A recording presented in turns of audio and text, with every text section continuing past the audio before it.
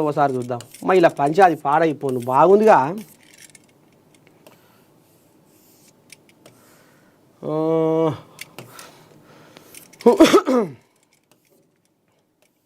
పంచాది చల్లకుండా పంచాది అంటే పంచాదే ఉంది పో.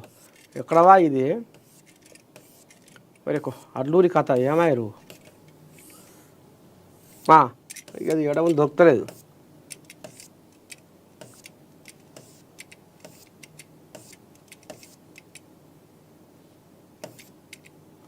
ఇగోది ఇగోది ఇగోది ఇగోది ఇగో నీ కొడుకును ఎంపీగా గెలిపించింది మేం కాదా, వివేక్పై మంత్రి అడ్లూరి ఫైర్.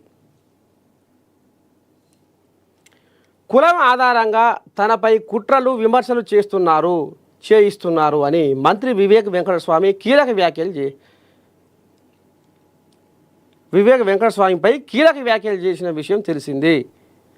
ఆయనే అన్నాడట, వివేక్ అన్నాడట, మంత్రి అడ్లూరి లక్ష్మణ్ను రెచ్చగొట్టి తనపై విమర్శలు చేస్తున్నారని మండిపడ్డారు. వివేక్ వ్యాఖ్యలపై మంత్రి అడ్లూరి లక్ష్మణ్ స్పందించాడు. ఏమంటుండు అడ్లూరి?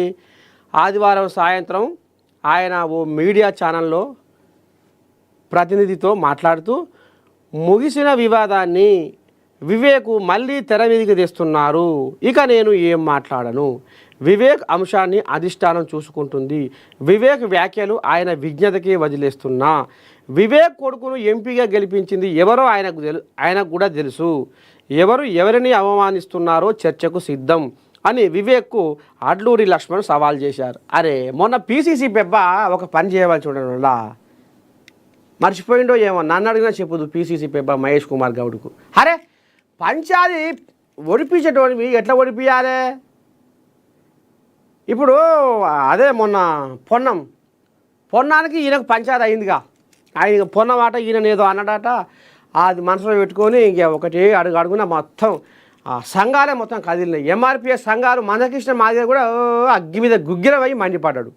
ఎట్ట అంటావు మా మాదిగ జాతి బిడ్డని అని పొన్నం మీద కాలాల మీరాలు నూరిరు. ఇదంతా ఎరికే. ఇక పీసీసీ పెబ్బ మహేష్ కుమార్ గౌడ్ ఏం చేసిండు, చిన్నగా విలువలంపి షెడ్డో పాడో మాట్లాడి అదో ఇదో నచ్చజెప్పి ఇక వీళ్ళకి ఏం పంచాయతీ లేదని చెప్పిండు. అంతేనా కాదా?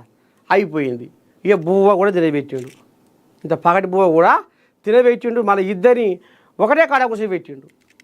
పొన్నం ప్రభాకర్ని అడ్లూరి లక్ష్మణ్ని ఒక దగ్గరనే కూర్చోబెట్టి బువ్వ తినబెట్టి నిమ్మతం చేసి కడుపుసాల చేసి సాగదోలిండు. మరి ఆయనే వివేక్ వెంకటస్వామి ముచ్చట కూడా బయటికి తీసి మరి పొన్నం ప్రభాకర్ అనగానే నువ్వు కూడా ఇట్లా గంగెద్దు లేక తలకాయ ఊపినవాట, మరి అది వద్దు అనే ముచ్చట కూడా తెర మీదకి తీసుకొచ్చి మాట్లాడితే అయిపోనేమో పంచాది.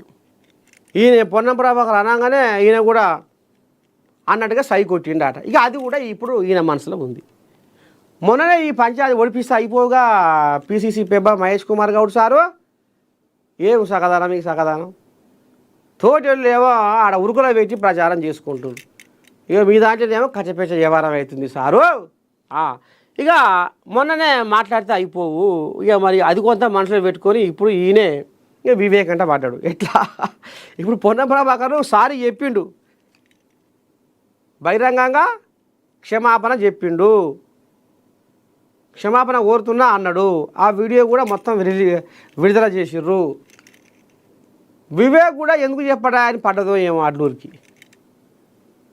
ఇక మరి ఎటైనా చేసి తీరా ఎలక్షన్ల ముందర మీరు పంచాయతీ పెట్టుకోకూరి, అసలే జూబ్లీస్ ఎలక్షన్ల కథ నడుస్తుంది. ఇక మరి మీరే పచ్చిపులుసు కంటే పలసగా అయితే జనాలు ఏమనుకుంటారు? ఈ కాలం తప్పిన పని అవుతుంది అయ్యా. జర ఎటైనా చేసి మళ్ళీ ఈ కోజాగని ఆ కోజాగని విలువనంపి జర పంచాది తశ్వ చెయ్యి. గట్లయితే జర నిమ్మల పడతారు, లేకపోతే ఇక అడగో